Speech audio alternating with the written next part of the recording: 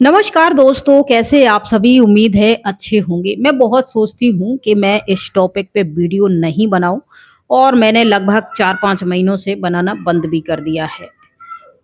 लेकिन मेरी जो पुरानी वीडियो हैं, उनमें कहीं न कहीं ऐसे कमेंट आ जाते हैं कि उनको पढ़ के मुझे वीडियो बनानी पड़ती है। अब कोई बंदा कमेंट कर रहा है कि सब एक जैसे नहीं होते हैं, कुछ होते होंगे, हमको तो बहुत सुख शांति मिलती है।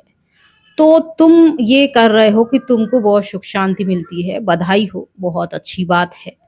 तुम्हारा जीवन सुख शांति, आनंद, प्रेम से भरा रहे, बहुत तुम्हें मान-सम्मान मिले, सब कुछ। मुझे इससे कोई समस्या नहीं है और मुझे लगता है कि आपकी इस सुख शांति, प्रेम, सुख समृद्धि से भी किसी को कोई समस्या नहीं होगी।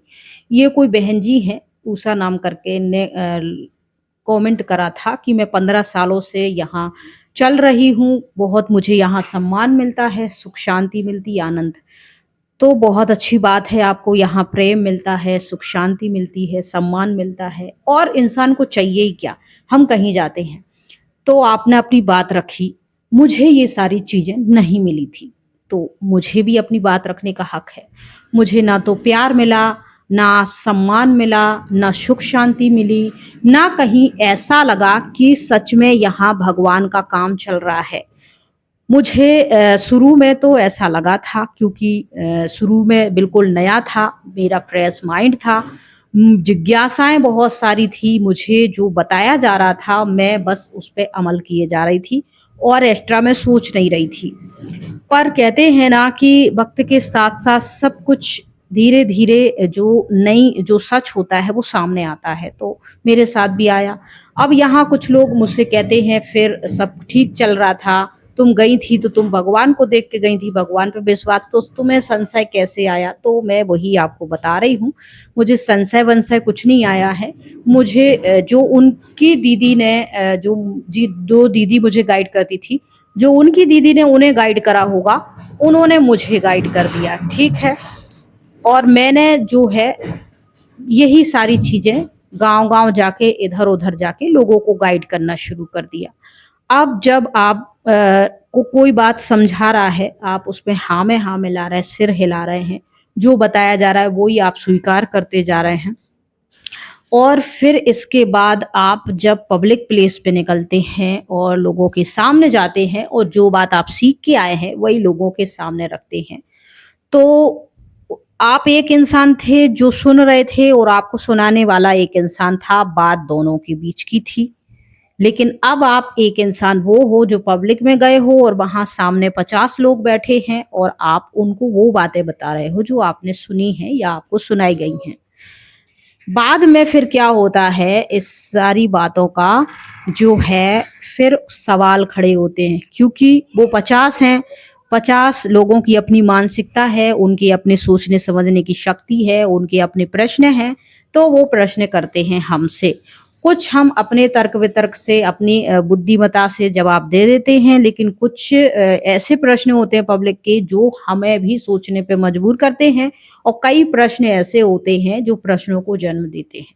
जब ऐसी बातें आती थी सामने तो फिर हम जाते थे, हमें जिसने बताया है उनसे हम ये सवाल पूछते थे, तो हमें वो जवाब नहीं देते थे और फिर हम और बड़े लोगों के पास गए, इसका जवाब जो उनसे भी हेड थी तो उनसे भी हमको नहीं मिला।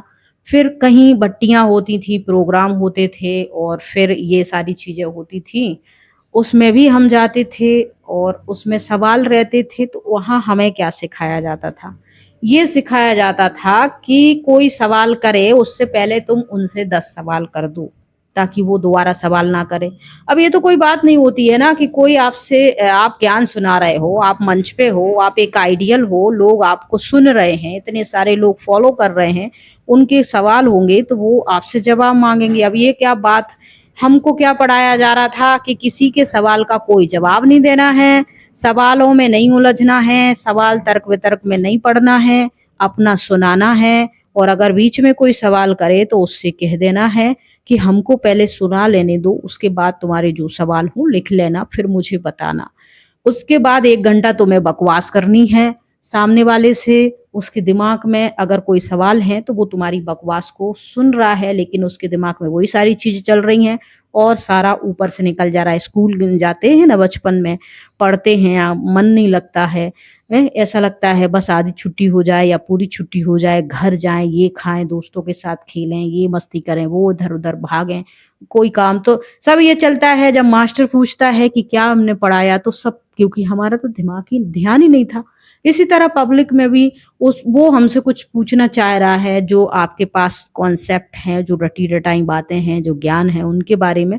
बस हम अपनी दाएँ-दाएँ लगे हुए हैं, घंटा भर हमने बकवास करी और फिर हम वहाँ से चलते बनते हैं और फिर हम कह देते हैं हमारी ऑटो का टाइम हो गया, बस का टाइम हो गया, हमारा ये हो गया, अब हम तुमसे बात नहीं कर सकते, हम तुम्हारे सवालों का जवाब फिर कभी देंगे। तो ऐसे टालना है, सवालों में नहीं उलझना है, उनसे कह देना है कि इतना टाइम का 5000 दिन-रात 24 घंटे का क्यों बना है? सुबह, शाम, रात, दोपहर इन सब चीज़ों को 4 भागों में क्यों बाँटा गया है? उनसे ऐसे सवाल पूछ लेना आपके ज्ञान के। तो उन सवालों के जवाब देना तो हमें नहीं सिखाया जाता था, उल्टा हमें उन सवालों से कैसे बचना है, उन सवालों को कैसे काटना है, सामने वाले पे सवाल के बदले सवाल कैसे करने हैं, ये हमें ट्रेनिंग दी जाती थी। तो हम ये चीज़ें नहीं बचा पाते, ये हमारे साथ होता था। अब ये आपको डिस्टर्बेंस लगे, ट्रेटरी लगे या फिर बदनामी फैलाना लगे या फिर एक बस सारे समुद्र को खराब कर रही है, पूरी तुम्हारी इंडस्ट्री का हिला रही है दिमाग, तुम्हें जो लगे तो हम उसमें क्या कर सकते हैं कि जैसे तुम बहुत महान हो, तुम अच्छे लोग हो, तुम्हें सब कुछ ठीक-ठाक मिल रहा है, सब सही लग रहा है। हमको तो तुम कह रहे हो कि सब ठीक है, भगवान का ज्ञान है, भगवान देते हैं, संशय नहीं करना चाहिए, ये नहीं। तुम कह रहे हो, तुम्हारी बात है, तुम्हारी समझ है, हमको ऐसा कुछ नहीं लगा है, हमको ऐसा कुछ नहीं मिला है, हमको ऐसा नहीं, तो फिर हम भी ये बात कह रहे हैं। फिर आप हमको क्यों अपना दुश्मन समझने लगते हो?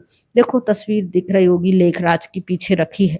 मेरा मानना ये है, लिटरेचर पढ़ा है, तस्वीरें पढ़ी हैं, ये सब कुछ आपका कुछ नहीं बिगाड़ रही हैं, कुछ नहीं कर रही हैं। ना घर में दुःख अशांति फैला रही हैं और ना ही आपको कोई समृद्ध बना रही हैं। ये तो चीज़ें हैं बेजान, हम चाहें तो इनमें भगवान देखें, हम चाहें तो इनमें शैतान देखें, हम चाहें तो एक इनको सजावटी वस्तु की तरह रख ही रहने दें, कोई बात नहीं है। तो देखिए भक्ति भावना एक अलग बात होती है और गुरु संत तपस्वियों का सम्मान करना एक अलग बात होती है, वैसा जीवन जीना एक अलग बात होती है और एक्सपीरियंस अपना अच्छा या बुरा दूसरी बातें होती हैं। तो बहुत सारे लोग यहाँ मंच पे जाते हैं, उन्हें अच्छा लगता है, अच्छी बात बताते हैं, उनको फ़ील आता है वो बताते हैं। हमको ऐसा कुछ नहीं लगा था इसलिए हम ऐसी बातें बताते हैं। तो हम आपके कोई दुश्मन नहीं हैं, ना ही हम आपका कोई अवहेलना करते हैं, ना ही हम पूरे लोगों को लेके चलते हैं। जैसे सभा होती है, 50 स्टूडेंट होते हैं, 50 का लक्ष्य अपना-अपना होता है, कोई अपने लक्ष्य पे खरे उतर जाते हैं, कोई वहीं के वहीं रह जाते हैं। हर एक की चॉइस अपनी है, सपने अपने हैं, कर्म करने के तरीके अपने हैं, मेहनत अपनी है। कोई दिमाग से ही काम कर लेता है, कोई मेहनत कर के भी उतना काम नहीं कर पाता है। कोई में ऐसी कला होती है कि वो बैठे-बैठे दूसरों से करवा लेता है।